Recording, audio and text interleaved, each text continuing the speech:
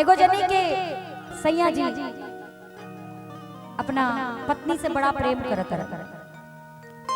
इतना प्रेम करे लगलन कि जाके तनी मनी कमैलन दिल्ली से कुछ पैसा उधार लेके सोनार के घरे से अपना कन्या खातिर एगो निमन नथिया खरीद ले उलियलन अपना मेहरारू के करवा चौथ पे गिफ्ट दे दिलन।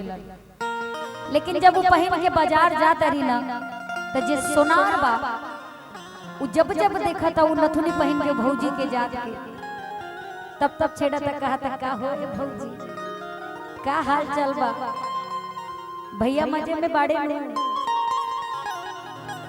लेकिन वो परेशान हो जाता है उनका खातिर तब अपना सैया जी से कहते हैं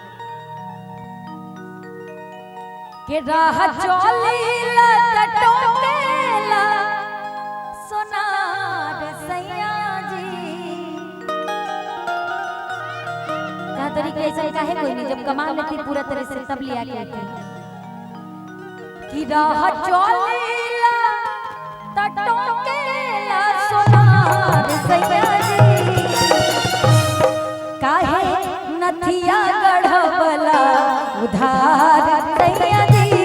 काहे नथिया गढ़वला उधार सैया जी।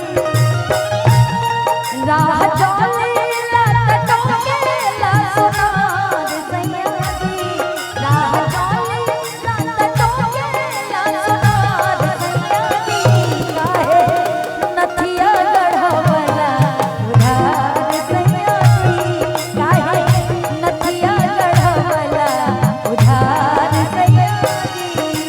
क्या करते थे राजना तुम हमसे दूर रह के।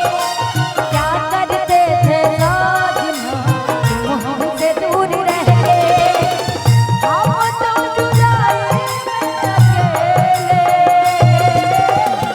छुप छुप के रोया करते थे।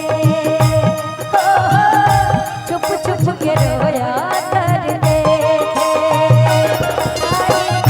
नथिया गढ़वला उधार सैया जी। काहे नथिया। और कहा ए सैया जी जब जब हम बाजारे जाता नहीं उस सोनार बुला के कहता चल चाहे रहिया भागे, चल चाहे गाली।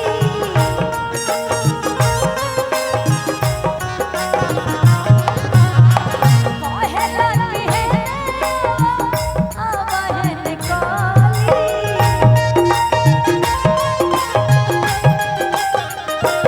चल चाहे रहिया भागे, चल चाहे गाली।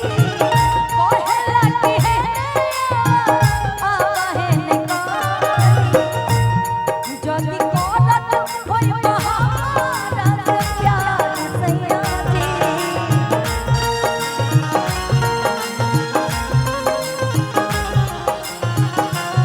जल्दी करत होई बहारा से प्यार सैया जी। जाके अजुए चुकैबा उधार सैया जी।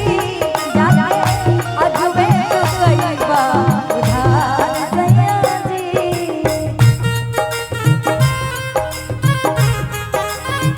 वाह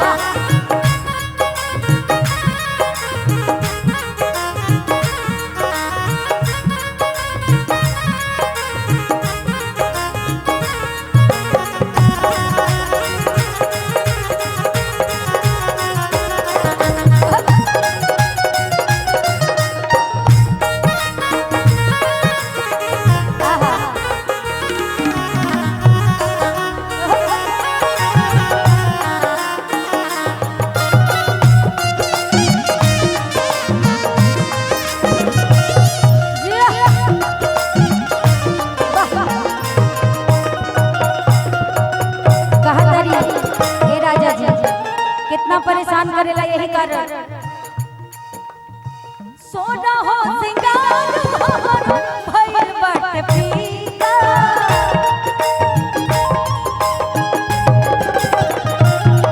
कहेला कि आँख भर के हमरी ओर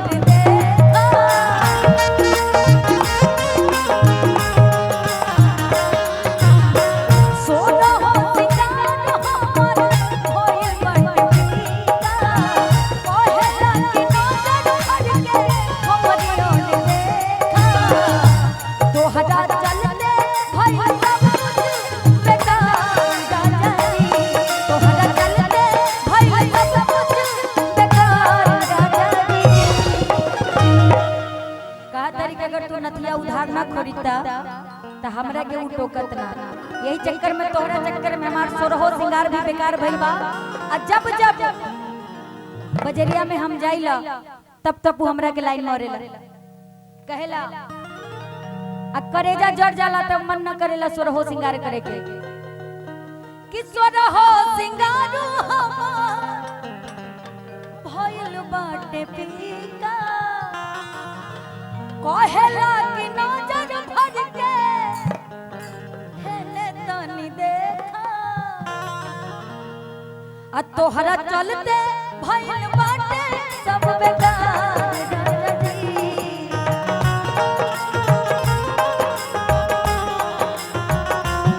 तोहरा चलते भइल बाटे सब बेकार नथिया गढ़वला उधार